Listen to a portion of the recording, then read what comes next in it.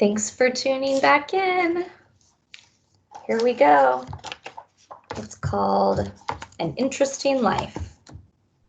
An awful noise comes, like a tree trunk splinting in two. While we watch in disbelief, a piece of the roof, the size of a Great Dane, simply vanishes. Rain gushes through the holes in torrents. Boss, I say, it's time. Jump on my back. And that's a good idea because why exactly? Because maybe you'll get your turn, I say, your chance to have things go your way. I've had an interesting life. I want you to have one too.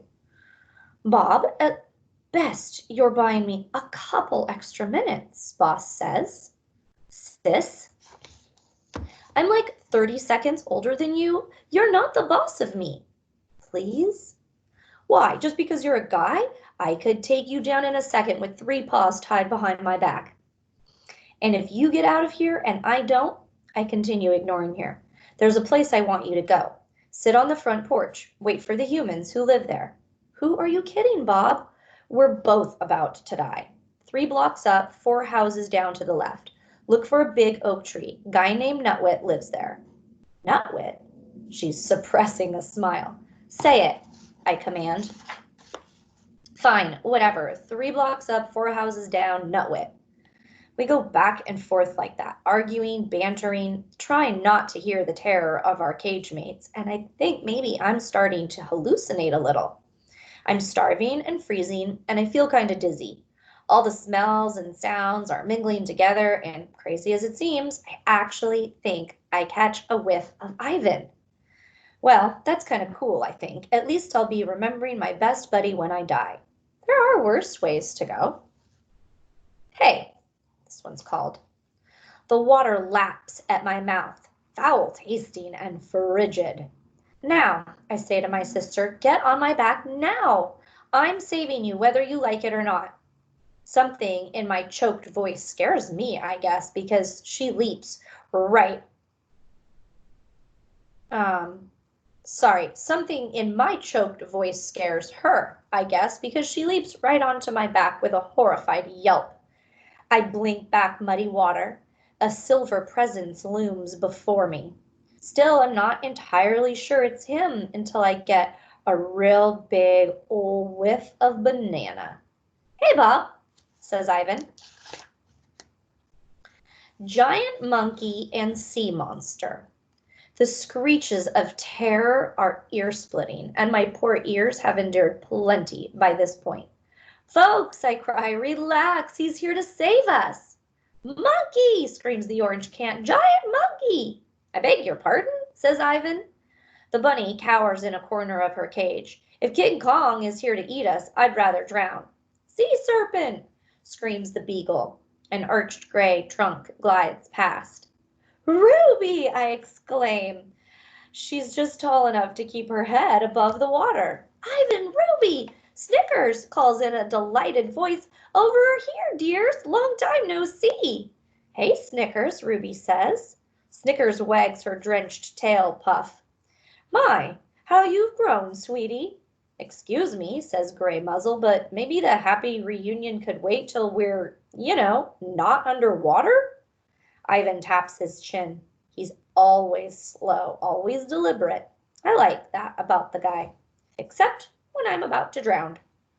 We need to get all you to higher ground, he says at last, but the current's tough to fight, even for Ruby and me. There's always the roof, I say, but it's damaged. Ivan nods. There's a tree on it. Look, Uncle Bob, Ruby says, paddling back and forth. I'm an Ella mermaid. Kid always makes me smile. Good work, Ruby. I've got an idea, says Ivan.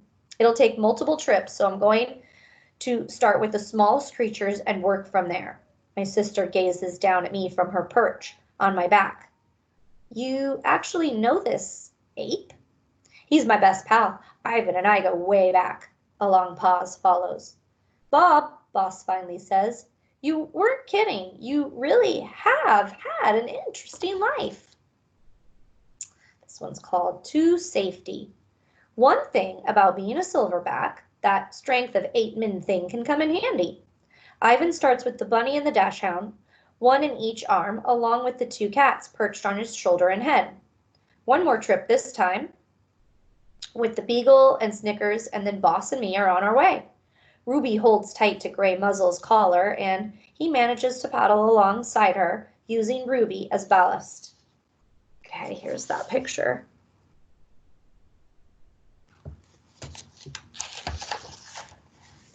It takes us a while to cross the street. The current's swift and the water's up to Ruby's neck in places. Ivan, I ask as we approach the other side, did they find George and Julia? They're okay, a little banged up but fine. They made it safe to a keeper's shed. Tree fell and blocked the door. I choke back a sob of relief. George was out looking for you when Ruby and I left. How did you find me? Ruby saw which way you were running, says Ivan. And don't forget that gorillas and elephants have great noses, Bob. Maybe not dog level, but not bad.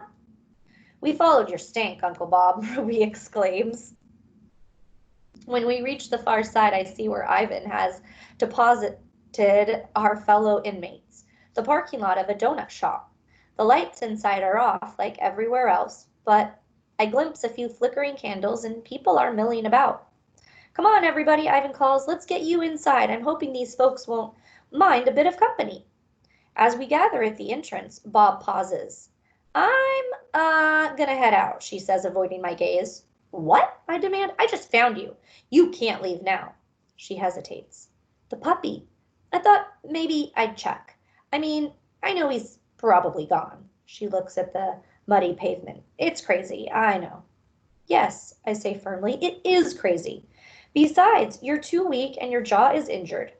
My voice grows urgent. Think about it, boss. What are the odds? He stayed in that car and waited for you. Who knows where he is by now? Yeah, she looks defeated. I suppose you're right. What's wrong, Bob? Ivan asks. My sister. Whoa, wait, this is your sister, Uncle Bob? Ruby interrupts, turning to Boss. Then that means you're my aunt.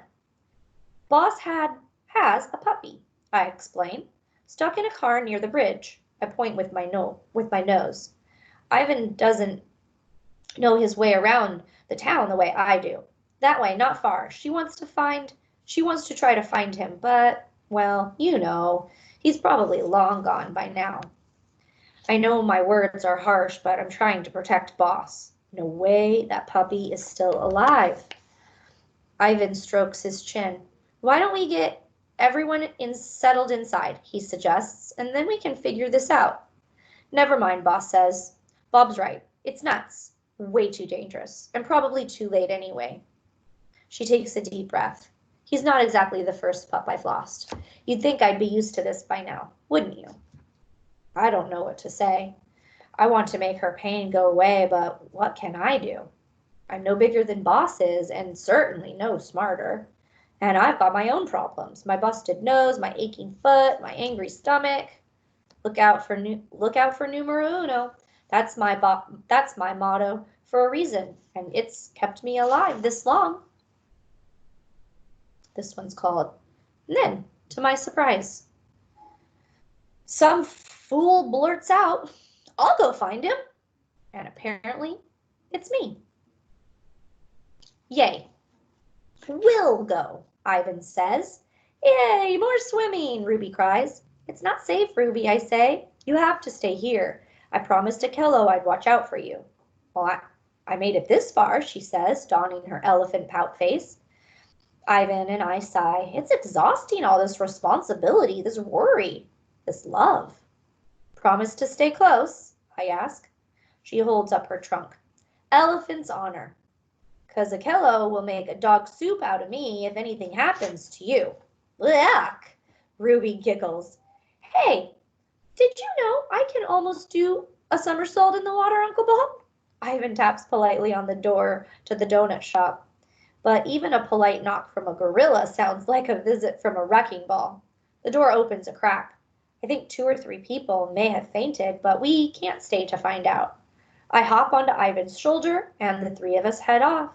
I glance behind me to see Boss standing on the pavement watching us. In the darkness and rain, I can't read her eyes, but I'd like to think there's hope in them. Traffic stop. We slog up a slight hill and around a corner. The traffic lights are out and nobody seems to be on the streets. That is, until we cut through a stand of palm trees and come across some police officers in a slow-moving squad car, its blue and red lights circling. Attention, one of the officers announces over the loudspeaker. This area is under a mandatory evacuation order. Do not. The announcement stops and so does the car. Uh-oh, says Ruby. I think they spotted us, I say. We're kind of hard to miss, Ivan points out. The car moves closer, so close that I can see dropped jaws and bulging eyes. Car brakes to a stop. The driver's side door flies open and one of the officers jumps out. The other officer, a skinny young guy, follows suit, but he looks annoyed. What are you doing? He says. Don't be a hero. We could have stayed in the car where it's safe. I am looking, says the driver into her radio receiver, at a gorilla and an elephant, and the gorilla has a tiny dog on his shoulders, and no, I have not been drinking. They said the park got hit by the tornado, says the skinny officer, carefully aiming his pistol. We can't exactly shoot a gorilla, the driver says, and I like the way she's thinking. Try me. What's his crime exactly? Jaywalking? Thing is, I love elephants, says the driver. My daughter collects stuffed elephants. I mean, you know, stuffed toys, not stuffed real ones. She listens to her radio for a moment. Get animal control over here, says the skinny officer. Get a van, get a moving truck, get a 747, I don't care. Ivan, I whisper in his ear, this is not looking good. You and Ruby gotta stay put. Don't make any sudden moves. No funny business, okay? These guys are freaking out. Ivan sits down on the ground, slowly, very, very slowly. Ruby settles next to him. The driver smiles. Oh, that's so cute. Skinny officer nods. Yeah, in a deadly kind of way. I gotta do this, I say to my friends. If you stay calm, they won't mess with you. But Bob, worry clouds Ivan's face. You need us. What I need is for you to stay alive, I reply.